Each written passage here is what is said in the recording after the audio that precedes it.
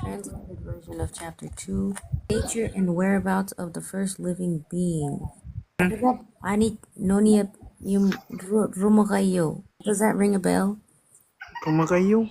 Rumakayo. I know about the Rimenanue.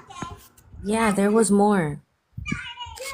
I never heard of the Rumagayo. Rumakayo is giants. I didn't even know. I was, man, It says, before Christianity came, we had Ekajap. Ekajap are therefore beings that surround and restrict the island territory through their physical and moral influence.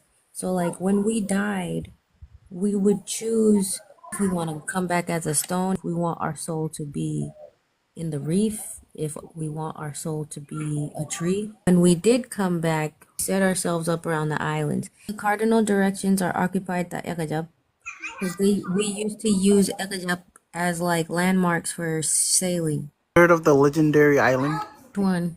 to the west of Marshall Islands. What's it called? Does it say any name? Ep, Ep. Yeah, there's a lot of stories about Ep on this one, and it's weird because where the heck is it? yeah, it's the legendary mystery island. That's what they say in these books. It says a lot of things happen at Ep, and that's where Willib lives, Yeah. right? Mm-hmm.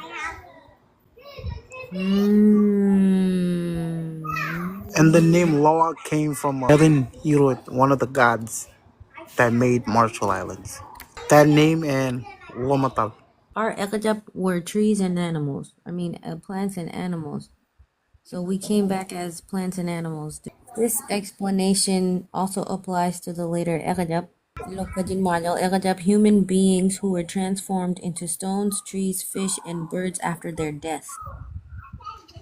The latter live on or near the individual atolls so that their presence constrains the living, whether through the prohibition of entering the island inhabited by the spirit or refraining from uttering certain words. So it's like certain words you can't even say either.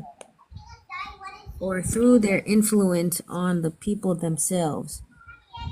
Okay, just please keep in mind, I'm reading the translated chapters that I translated myself, that I had to type out with my literal fingers.